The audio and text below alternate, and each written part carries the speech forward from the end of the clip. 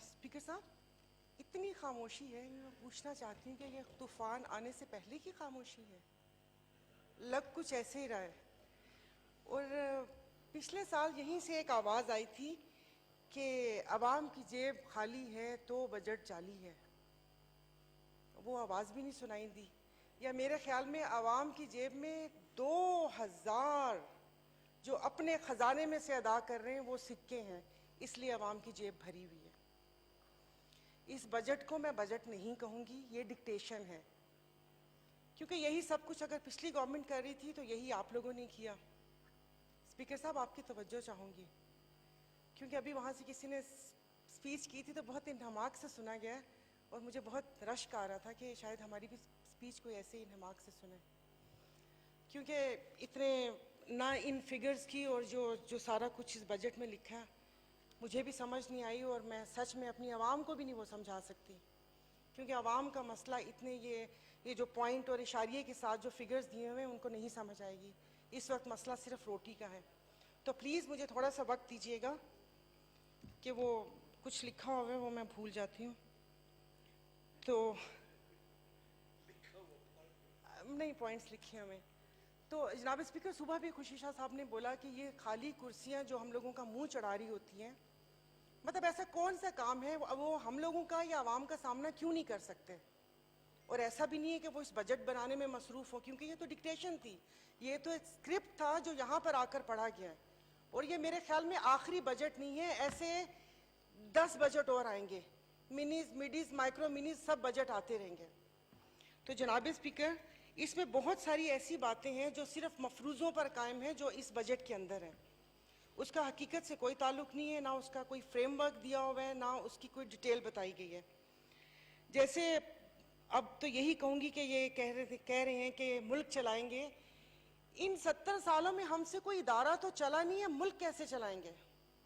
अपने आप इदारे देख लें, भले वो रेलवे हो, PIA हो, स्टील मिल हो, डिस्कोज हो, कोई भी इदारा उठा के देख लें कि कोई वो एक इदारा जिसको हम अपना वो समझे कि ये एक संगे मील है, ये हम लोगों ने बहुत अच्छे तरीके से चलाया। हर इदारे का तो बुरा हाल किया कि वो पाकिस्तान के लिए यही है कि जिसको भी मिला उसने अपने हिस्से का नोच लिया। खाना तो फिर भी थोड़ा तमीज़ का लफ्ज़ है, नोचा गया है ये मेरा पाकिस्तान। और पिछली गवर्नमेंट के ऊपर जितनी भी तनकीद हुई है वही सारे काम इन्होंने किए। सुबह मेरे एक साथी ने बोला है, और जो बहुत बिल्कुल सही कहा है, कि जो भी पॉलिसीज़ बनती रही, जो भी हुआ, उस सब बिल्कुल बेखबर थे हम। सिर्फ यहाँ पर बैठ के आइज़ या नोज़ कहने के लिए, या और एक्स्ट्रा की तरह आइज़ नोज़, ये हमें इशारा समझ आता था कि ये बोलना है, उस पॉलिसी से हमारा कोई ताल्लुक़ नहीं होता था। और अगर इस वक्त मैं यहाँ पर, हम लोग सेशन अटेंड करते हैं, मैं अपनी बात कर ली तो इस पार्लियामेंट की तौकीर और आपकी कुर्सी की इज्जत के लिए कि नहीं, आप बैठे हुए, हमें आना चाहिए। तो ये दूसरों को नाअहल कहते हैं, अहलियत तो सामने वाज़ह है कि आप यकीन नहीं करें, 2 माह हो गए इनके कान पे जूं तक नहीं रेंगी। ऐसा कौन सा काम कर रहे हैं? अरे भाई, अगर पिछले वालों ने ख़राब किया तो आप लोग क्या करके गए थे? अगर मैं इदारों के नाम और उनके काम गिनवाना शुरू कर दूं कि किसी पार्टी ने इदारे को नुकसान पहुंचाया और किसी ने मुल्क को नुकसान पहुंचाया। और अभी ये सोशल प्रोटेक्शन डाटा की बात हुई थी उस बजट में, उसका कोई कानून ही नहीं है, और उसके लिए आप लोगों ने बजट रख दिया। और उस बजट में 1 पर्सन 1 आइडेंटिटी की भी बात हुई थी। बात करते हैं हम यूरोप की, अभी यहाँ से स्विट्ज़रलैंड की आवाज़ें आ रहे हैं, बांग्लादेश का तो मुकाबला कर नहीं सकते। और वही घिसी पिटी स्पीच लगता है कि चेहरे बदल के वापस से वो स्पीच शायद लाइब्रेरी में से उठाकर बांट देते हैं कि आज इस साल ये तुम कर लो, वो वाली स्पीचेस हैं कि हमें मिल बैठ के सोचना चाहिए। मिल बैठ के तो किसने रोका हुआ है? और सर, ये जो अभी पेट्रोल और डीजल की कीमतों के ऊपर ये सारा हुआ था और एक बयान आया था कि 40% कट लगेगा, तो जितनी भी हमारी ब्यूरोक्रेसी है वो तो मोनेटाइजेशन के उस पर वो उनका सारा वो होता है, उनको तो पेट्रोल के पैसे मिलते हैं, तो वो 40% कैसे कट लगेगा? क्या उनकी गाड़ियों या उनकी चीज़ों को कोई हिसाब किताब है? ये सबकी नज़रें यहीं पर ही ऐवान में बैठे हुए मेंबरान के ऊपर हैं। मेंबरान में से तो कुछ वज़ीर, कुछ पार्लियामेंट्री सेक्रेटरीज और कुछ स्टैंडिंग कमेटी के चेयरपर्सन हैं जिनको ये सहूलत मुयस्सर है। और यहाँ पर बात करूंगी किसानों की, कि जो किसानों को जो सब्सिडी दी है बकौल के, जिस ज़राअत हमारी रीढ़ की हड्डी है, और आजकल वैसे भी जो मुख्तलिफ बीमारियाँ चल रही हैं उसमें बैकबोन का प्रॉब्लम लोगों में भी बहुत ज़्यादा है कि कमर सही नहीं है, तो वो आप पेट्रोल और डीजल की मद में वो आपने वापस ले लिया। मतलब ये जो बजट है अगर आप इसको गौर से देखें तो ये दरवाजे से दिया और खिड़की से वापस लिया, कान इधर से पकड़ा या उधर से पकड़ा, कुछ इस किस्म के फिगर्स में आपने आवाम को उलझाया हुआ है, बात कोई नहीं चल रही। IMF मुझे समझ नहीं आती, वो हमेशा गरीबों की चीजों पे कट क्यों लगाती है? कभी IMF ने ये क्यों नहीं कहा कि आप लोग अपने खर्चे कम करें? IMF ने ये नहीं बोला, मैं किसी एक पर्टिकुलर जमात की बात नहीं कर रही, कि ये जो 10-10, 20-20 बंदे जहाज भरकर आ जाते हो अरमानी और गुची की चीजें पहनकर, ये तुम लोग मांगने किस मुंह से आते हो? मांगने वाले के तो इतने ठाट बाट नहीं होते। और क्या कहूं, और सर पानी की बात आप करते हैं कि ये मुल्क में मतलब मुख्तलिफ बातें हैं, अब ये सारी गड़बड़ हो गई हैं कि वक्त कम है, कि आपने हमेशा वो इस तरह वो किया है, और वो कह रहे हैं ना कि वो गमो गुस्सा और जज्बात इतने हैं कि कुछ सही वो बात भी नहीं हो रही, कि आवाम के पानी पीने की सहूलत है उसकी मैं बात कर रही हूँ, कि ये इतना बड़ा इदारा पार्लियामेंट, यहाँ इसके बाहर जो वाटर फिल्ट्रेशन प्लांट लगा हुआ है वो सैलानी ने डोनेट किया है। आप तो अपने लोगों को साफ पानी नहीं पिला सकते, वो भी किसी वो चैरिटी पर चल रहे, तो आवाम को क्या पानी देंगे? वो भी पिछले 1 साल से खराब हुआ हुआ है। और बाकी यहाँ से मेरे तालपुर साहब ने सिंध के पानी की बात की कि वो वहाँ पर अभी कहत साली ही शुरू होने वाली है, कि वहाँ पर पानी बिल्कुल भी नहीं है। जो पानी बीच में चोरी होता है उसका भी नहीं पता कि वो कौन चोरी करता है, उसके बारे में भी बात होनी चाहिए। और नेशनल डायलॉग के लिए PM साहब ने कहा था, तो उनको किसने रोका है? ये जो आई एम सॉरी 13 जमातों का एक घप्पा घोटाला बना हुआ है, इनको तो किसी ने नहीं रोका। ये तो आप बैठ के कोई चीज कोई रोकने वाला ही नहीं है। आप लोगों ने तो अल्हम्दुलिल्लाह आप इदारों की बात करते हैं, इंस्टीट्यूशन की बात करते हैं, बाकी तो छोड़े, आपने तो इस इंस्टीट्यूशन को बेतौकीर कर दिया कि यहाँ पर आते हैं कोई एक, वहां पर सहाफी को इक्का दुक्का बैठा हुआ होता है, इसकी कवरेज नहीं होती, लोगों को पता नहीं चलता कि हम लोगों ने उनके लिए क्या बात की है। तालीम की बात करें तो वो तालीम नहीं, तालीम ऐसे कौमें ऐसे थोड़ी बनते हैं कि फ्री के लैपटॉप और iPad बांट के। तो जनाब स्पीकर, मेरे ख्याल में अभी जो कल एक वजीर साहब का भी बयान आया था, चाय की प्याली एक कर दें, तो मतलब अपने खर्चे क्यों नहीं कम हो सकते? अपना प्रोटोकॉल क्यों नहीं कम हो सकता? जनाब स्पीकर, आप भी सुनने वाले, आप ही को कह रही हूं, क्योंकि ये लस्सी पी हुई है, इन्होंने सही में लस्सी पी हुई है, सोए हुए हैं, तो क्योंकि ये जो वहां पर चीखते थे उस वक्त इतना शोर शराबा होता था, इतना शोर शराबा होता था, वो लगता है कि जैसे पता नहीं उनको कुछ अब समझ ही नहीं आ रही, कानों में रुई डाली हुई है या आई डोंट नो क्या किया हुआ इन्होंने।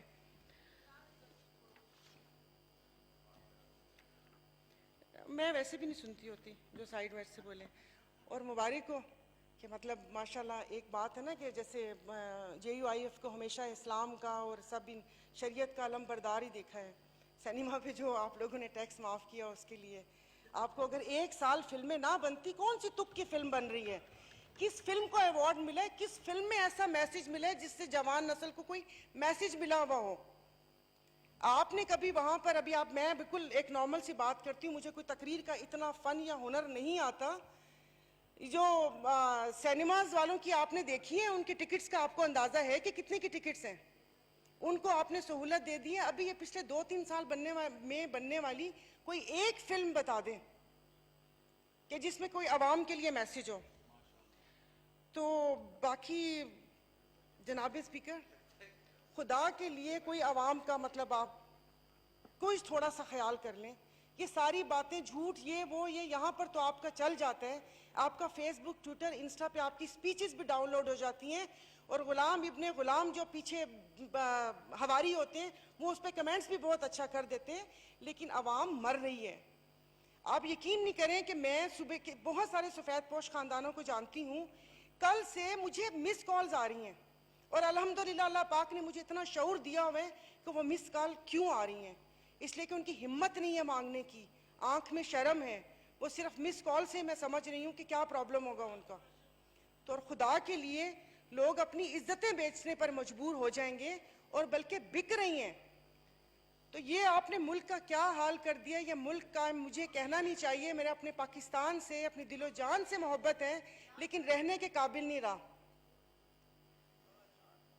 हाँ, मोर्टीन स्प्रे है वो कर दें, शोर आ रहा है कानों में। अभी भी यहाँ पर एक मक्खी बिन बना रही थी डांडला साहब के ऊपर। तो प्लीज ये आवाम का आप ख्याल कर लें। ये बजट, ये यहाँ पर ये तकरीरें और ये सारा करना, और पेट्रोल, मुझे एक समझ नहीं आती बजट कौन बनाता है। वो जिन्होंने कभी अपनी जेब से 1 रुपया का पेट्रोल अपनी पूरी जिंदगी में नहीं डाला। ये जब से यहाँ पर आके बैठे, मैं तो इनको जब से देख रही हूँ, मैं इतनी छोटी सी थी तब से यही शक्लें देख रही हूँ। इन्होंने तो कभी अपने जेब से कोई चीज नहीं खरीदी। तालीम का बजट या तालीम के बारे में वो बात करते हैं जिन्होंने अपने बच्चों को सरकारी स्कूलों में पढ़ाना मुनासिब नहीं समझते। और आप ये जो जिन हॉस्पिटल्स में हमारे तो इलाज भी यहाँ पर नहीं होते, इन हॉस्पिटल्स के लिए आप लोग सेहत कार्ड या उसकी बात करते हैं जहाँ पर एक एस्प्रिन की गोली भी नहीं मिलती। यहाँ पर बहुत से लोग Benazir income support programme card की वो कर रहे थे। क्यों भाई, क्यों लोगों को भिखारी बनाए? क्यों लोगों को 2000 या 12000 जितने भी हैं, मुझे तो ये भी नहीं पता। और अफसोस की बात ये है कि मैं पॉवर्टी एलिवेशन कमेटी की चेयरपर्सन हूँ। पिछली गवर्नमेंट में 5 माह सिर्फ मैं ये पूछती रही कि मुझे बता दें कि सर्वे कैसे हुआ था। वो सर्वे नहीं बता सके। हकदार को तो हक नहीं मिला। हकदार को क्यों, किस लिए, क्यों इन खानदानों को आप जाके सिर्फ आप ये सर्वे देख लें कि उस सर्वे में कितने घपले हुए। एक एक घर के 4-4 लोगों को मिल रहे हैं। और अभी ये 2000 रुपए की तुक नहीं समझ आई। अगर 2000 रुपए, सॉरी सोशल मीडिया पे आपने बहुत सुन लिया होगा, थोड़ा सा आंखें नीचे करके इंसान शर्मिंदा होकर बताता है कि जी आपको 2000 देंगे, उस पर बता भी नहीं है 2000 में क्या क्या कर सकते हो। शुक्र है फरवानी में कोई यूरोप का टूर या हज उमरा नहीं बीच में कर दिया। और जो फिल्म इंडस्ट्री पे सब्सिडी दी है आपने, अगर वो हज पर दे देते, क्योंकि हमारे अब्दुल शकूर साहब बहुत ऐसे हाथ लहरा लहरा के कि मैं वहां पर गई थी, मैं वहां पर गई थी, तो कहाँ है? इतना साफ झूठ। यहाँ पर लोग वहां पर 9 लाख रुपए जमा करवा रहे हैं हज का, यहाँ पर आके कह रहे हैं कि वो मेरी वजह से उन्होंने पता नहीं 6 लाख या उतने कर दिया। फर्क तो कुछ भी नहीं आया। ये इल्जाम दर इल्जाम। लेकिन एक बात की मुझे खुशी है कि अगली दफा जो 2023 में इलेक्शन होंगे, कोई भी हुकूमत आए, मे भी इनमें से कोई आ जाए, या इल्जाम नहीं लगा सकेंगे एक दूसरे पे कि पिछली हुकूमत है, क्योंकि पिछली हुकूमत में तो ये सारे थे। घप्पा घोटाला, आप कभी कराची आइएगा तो मैं आपको घप्पा घोटाला खिलाऊंगी, फिर आपको समझ आएगा कि वो घप्पा घोटाला है क्या, कि उसमें कौन कौन सी चीज होती है। और माइंड डिस्ट्रैक्ट हो गया। तो जनाब स्पीकर, प्लीज खुदा के लिए सवाम के ऊपर रहम करें। लोग खुदकुशियों पर मजबूर हो गए हैं, और क्या पता कर ही रहे हो खुदकुशी, मगर इनके कानों पर जूं तक नहीं रेंग रही। मतलब आप ये सुबह ही खाली देख लें, यहाँ पर हंसी ठट्ठे, कोई सीरियस ही नहीं है बात करने में। सिर्फ और सिर्फ ये सीटें जो खाली नजर आ रहे हैं, इनको सिर्फ ये है कि अगली दफा के ये जो बल्दियाती इलेक्शन है, इसमें बस मेंबरान आ जाए ताकि इलेक्शन जीतने में आसानी हो, ताकि अगला इलेक्शन सुकून से गुजर जाए। तो ये सारा कुछ नहीं होता। और मैं यहाँ पर इस फोरम में मोहतरम बिलावल साहब को एक इस्तदा करती हूँ कि अब अगर वो सिंध से निकलेंगे महंगाई मार्च के लिए, तो मैं इस फोरम पे कह रही हूँ कि मुस्लिम लीग फंक्शनल उनके साथ होगी। उनके शाना बशाना हम यहाँ पर इस्लामाबाद की तरफ कोच करेंगे, और कि यहाँ पर इस महंगाई मार्च का वो करेंगे। तो बाकी ये कि अब इनको बोल दें कि खुदारा, अगर यहाँ पर इन्होंने बयान दिया 40% कट लगाने का, तो वो 40% कट आप जरा देख लीजिएगा। और जनाब स्पीकर, एक आखिरी बात, अभी यहाँ पर एक मेरे मेंबर ने बहुत तफसील से उन्होंने बताया, बड़े मज़े के अशारिये बताए और बहुत सारी उन्होंने बात की। वो जिस इलाके से ताल्लुक़ रखते हैं, मेरा इलाका भी वही है।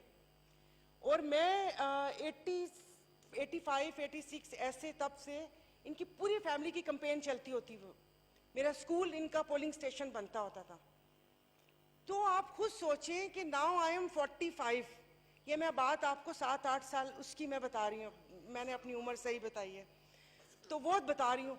इतना सा रत्ती भर उस इलाके में फर्क नहीं आया। बचपन में जिस गली के ऊपर ये ईंटें रख के हम फलांगते गुजरते थे कि गंदा पानी था, आज भी वो गली वैसी की वैसी है। ये इक्तदार में तो ये थे।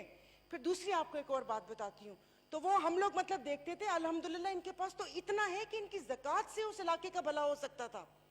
लेकिन हम लोग गुजरते थे तो हम लोग सिर्फ इनके फादर का वो क्या कहते हैं C-130 त्यारा देखते होते थे कि जिसमें वो वहां पर अपनी प्राइवेट रनवे के ऊपर लैंड करते होते थे।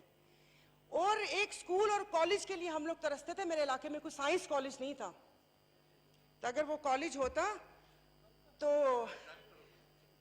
डॉक्टर नहीं, आज मैं भी क्या कहते हैं CSS करके आप लोगों को चला रही होती अपनी उंगलियों के ऊपर।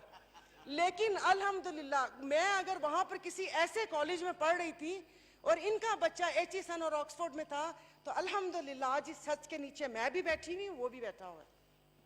अल्लाह पाक ने पहुंचा दिया यहाँ तक, और अल्हम्दुलिल्लाह अल्लाह पाक ने इतनी हिम्मत दी है कि आवाम की बात मैं कर सकूं। वो छोटे इलाके तो किसी कतार में नहीं आते, जैसे मजारी साहब का इलाका रुझान, वो ना पंजाब कबूल करते ना वो करते हैं। इसी तरह मैं इलाके की बात कर रही हूँ, सादिकाबाद की बात कर रही हूँ, जिला रहीमियर खान की, कि जो वो गढ़ है नून लीग का, वहां पर एक वो जो बचपन से चीजें देखते आ रहे हैं वो वही है, वहां के लोगों को कोई पुरसाने हाल नहीं है। तो प्लीज मैंने शुरू में यही कहा था कि ना तकरीर का फन आता है, ना शायद मेरे अल्फाज इतने मौसर हैं। वो कहते हैं ना कि झूठ को देखो कितना मीठा बोलता है, सच को बोलना ही नहीं आता। तो मेरे जो भी अल्फाज होते हैं वो मेरे अपने दिल की आवाज़ होती है। पॉइंट्स लिखे हुए लेकिन इसको भी नहीं पढ़ सकी मैं, क्योंकि अब लिखा पढ़ा हुआ मुझे अनाउंसमेंट लगती है कि वो जज्बात से आ रही एक अनाउंसमेंट होती है। तो प्लीज़ इस ऐवान को बेतौकीर ना होने दे, थोड़ी सी इज्जत हमारी रहने दे कि आवाम में जाने के काबिल रह सके, उनको पता चले कि उनकी आवाज़ हम लोग हैं इन हुक्मरानों तक जिनके कानों में जूं तक नहीं रेंगती। तो मैं यही कह रही हूँ कि ये बजट नहीं था, ये डिक्टेशन थी। अभी कुछ दिनों बाद एक स्क्रिप्ट आ जाएगा और उसके बाद फिर हम लोगों के ऊपर ये सारी चीज़ें लगेंगी, लेकिन फ़र्क नहीं पड़ेगा क्योंकि हमारा पेट्रोल फ्री है। तो इतना है कि कम से कम इस्लामाबाद और या यहाँ पर घूमा जा सकता है, हमारी बला से कुछ भी हो। और मज़े की बात है, खाना पीने भी अपनी जेब से नहीं होता। आप इक़्तिदार में हो, रोज़ दावत मिलती है, दोपहर का खाना, रात का खाना, दोपहर का खाना, रात का खाना। लोग मिन्नतें करते हैं कि प्लीज़ आके आप ये हाई टी कर लें। तो ना अपनी जेब से जब खरीदना है, ना अपनी जेब से पेट्रोल लेना है और ना इलाज करवाना है, तो वो दुख कैसे होगा? अपनी जेब से कुछ खर्च करें तो दुख होगा। तो प्लीज़ इस सब चीज़ों को देखें और इस कुर्सी को भी बेतौकीर ना होने दें कि आप रूलिंग दें। कसम से प्लीज़ रूलिंग दें, वरना कल मैं यहाँ पर इश्तिहार गुमशुदगी के यहाँ पर टैग में लगा दूंगी कि यहाँ पर ये इसी तरह, मतलब समझ नहीं आती ऐसा कौन सा काम कर रहे।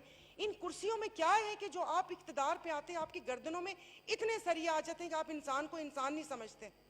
और समझ नहीं आती जो भी यहाँ पर बैठता है, ओ भाई तुम हमारे वोटों से बैठते हो, भले हम यहाँ पर हो या वहां पर हो, मैं भी उसी कतार में हूँ। कल को ये मुझे वोट दे, मैं PM बन सकती हूँ, सब उस वोट पे बन सकते हैं। बन के फिर बात करते हैं जमहूरियत की। जमहूरियत को रोना रोते हैं, कौन सी जमहूरियत? इन पार्टी से पूछ ले, कभी इनसे पूछा है कि इस बंदे को वजीर बनाएं कि ना बनाएं? जो ज्यादा करीब और शाह के से ज्यादा जो शाह का वफादार होगा वही अगली चेयर्स पे होता है। तो फिर वो शाह को खुश करेगा कि आवाम को खुश करेगा? तो सही है, ऐसे ही होता है। इसको खुदा के लिए ना वो करें कि यहाँ पर अभी यहाँ पर बैठते हुए, मतलब अब लोग हम पे उंगलियां उठाते हैं कि बैठे हुए, शर्म आती है। क्या 3 लोगों की अपोजिशन हो क्या रहा है? तुम लोग क्या कुछ कर रहे हो? बजट वाले दिन भी कहा था तो उनको मैंने सिर्फ यही कहा था कि अपोजिशन का ये काम नहीं होता कि मैं वहाँ शोर मचाऊं या पेपर फाड़ूं या उनको बुरा भला बोलूं। तो सुकून से तकरीर सुनिए और ये सारा कुछ हुआ है।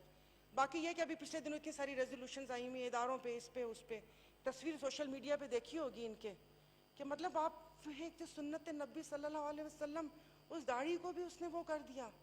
जिस किस्म के वो इशारे थे, वो तो मुझे लग रहा है उसने हम लोगों को बोला है कि ये लो तुम लोगों की ये हैसियत है, सब पूरे मुल्क को बोला है। मैं अता तारड़ की बात कर रही हूँ, अता तारड़ की बात कर रही हूँ। और अच्छा हुआ मुझे अता तारड़ से एक और बात याद आ गई। पिछले दिनों एक वो ड्रग वाला कुछ आ रहा था कि उस पर क्या स्टूडेंट्स का टेस्ट होना चाहिए या नहीं होना चाहिए, तो मुझे टाइम नहीं मिला। मैंने एक बड़ा अच्छा सा मैंने एक्ट बनाया हुआ था कि मैं खड़ी होती, मैं फ़ोन उठाती और मैं आप लोगों को बोलती, oh sorry sir, Aun Chaudhry की कॉल थी, उसने बोला बिल पास होना चाहिए। मैं जब उस पार्टी में था तब मैं एलीट को ये पहुंचाता था, लेकिन अब चूंकि मैं नून में आ गया हूँ तो अब मैं पाक साफ हो गया हूँ। यही बयान दिया था ना अता तारड़ ने कि ये एलीट क्लास को ड्रग फराहम करता है। उसके बाद वो आपका ऐसे PM बन गया। मैं आवाम, मैं पूछती क्यों?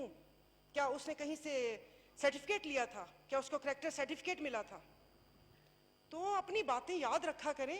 मेरे ख्याल में याद आती हैं तभी नहीं यहाँ पर आते कि कोई उनको कह ना दे। मतलब हम लोग इतने बेशर्म और नाक के पक्के हो गए कि अपना कहा हुआ याद नहीं रहता। तो ये सारी चीज़ें वो कर लें। और पंजाब में ये, जैसे मैंने अपने सादकाबाद का जिक्र किया कि सिर्फ लाहौर ही नहीं है कि लाहौर में आप वो क्या कहते हैं, ये सब पुल वुल और ये सब चीज़ें बनाते रहें। एंड में भाई अपने दिल पे मत लीजिएगा, पता नहीं किसने उठा के आवाम को 2 भूखे शेरों के आगे फेंक दिया कि चीर फाड़ कर लो इनका, अपने पे मत लीजिएगा। शुक्रिया जनाब स्पीकर।